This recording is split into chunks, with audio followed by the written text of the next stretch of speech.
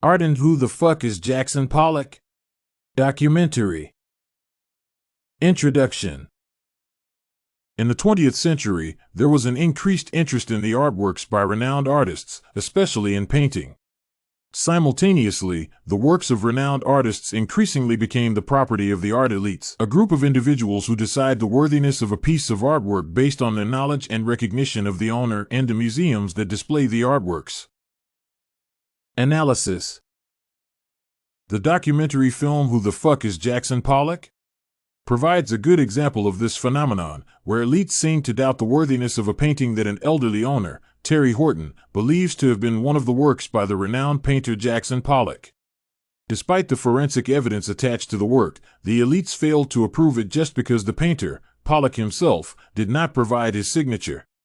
In addition, he did not submit it to one of the prestigious museums in the United States. Nevertheless, several aspects provide evidence that the artistic style used in the work is most likely associated with Jackson Pollock, which proves that artworks do not belong to the elites who visit the prestigious museums and dictate the price of each piece. First, the appearance of the piece, which was bought for only $5 by Teri Horton, provides first-hand information that the work belongs to the abstract expressionism style, a popular 20th century artistic style in painting. The artwork provides evidence that the artist used spontaneous, subconscious, and automatic creation to develop the work, with little evidence of a pre-thought figure. In fact, these aspects provide some evidence that the artist must have been influenced by surrealism, a predecessor of the 20th century abstract realism style. For example, the technical aspects of doing spontaneous and automatic creation of doodle marks on a large canvas with no pre-thought figure coming out originated from surrealism.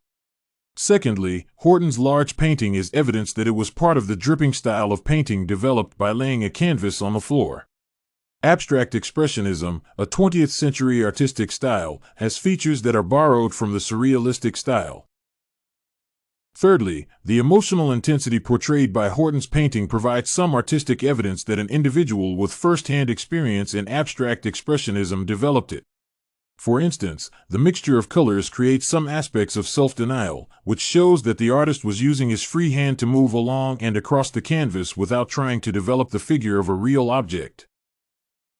In addition, the forensic evidence provided by Peter Paul Biro and the confirmation by Thomas Hoving prove Horton's claims that the work was Pollock's despite its low price. Although using an analysis of the artistic style as evidence to prove that the work belongs to Pollock is substantial, it has a number of pros and cons. First, it is to identify the style of an individual by comparing one piece with others because there is often some aspect of uniqueness, even though there are many imposters. Secondly, Pollock's pieces were evidently the work of a genius, which was always hard to copy. However, the artist's failure to provide his signature on the canvas and the fact that he did not offer it to one of the leading art museums make it difficult to use the evidence from analyzing the artistic style. Conclusion. In conclusion, it is evident that modern arts elites tend to value the work of renowned artists based on their knowledge of the work. However, it is worth noting that this is not right because they fail to carry out an in-depth analysis of the artistic style and forensic details to prove otherwise. In this discussion, there is adequate evidence to show that Horton's painting must have been one of the pieces that Pollock developed in the 20th century.